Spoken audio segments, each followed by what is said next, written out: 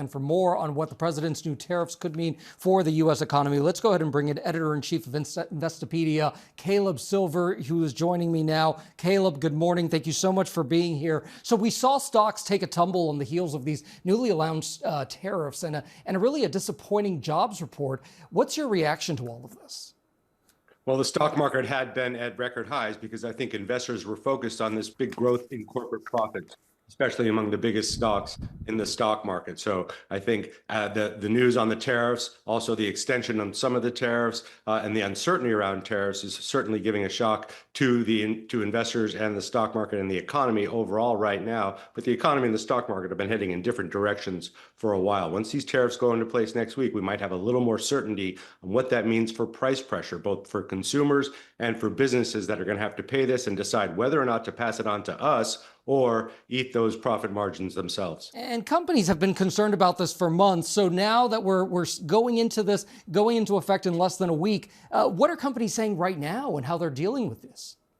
Well, as your correspondent pointed out, Ford's saying it's going to cost them an additional $2 billion. Walmart is saying we're going to have to pass those costs on to you, the consumer. But other companies have said, no, we're going to try to mitigate that. The question is, where are those tariffs actually being paid? Are they being paid at import, at customs when they come through? And then is that cost being passed then on to the retailer who then passes it on to us? At some point, consumers are going to stop spending if prices rise too high. And we've already seen inflation kind of being very sticky around the 2.6, 2.7% range. Okay, Caleb, so we've talked about stocks, we've talked about companies, but let's go ahead and talk about consumers right now, because so many across the country fear that they will bear the burden of those costs. So what products will see an immediate impact if these tariffs do take effect?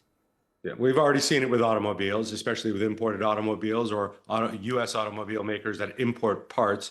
We haven't yet seen it yet in produce, and that's going to come when and if we get tariffs with Mexico and Canada. Mexico, obviously, the biggest exporter of produce to our grocery stores here in America. There is an extension on those negotiations. We know that. But the big tariffs on steel and aluminum, and those are very high, which go into a lot of the components we use here for manufacturing, those are going to be passed through already to businesses. And then it's going to raise prices for things like machinery or equipment or even remodeling of your home. So we're facing this pressure that's going to come in various directions right now. The saving grace at the moment is relatively low gas prices, because that's mitigated some of the rise we've already seen in things like apparel and some technology. All right, well, we will follow along on Investopedia because we know this is the stuff that you live and breathe.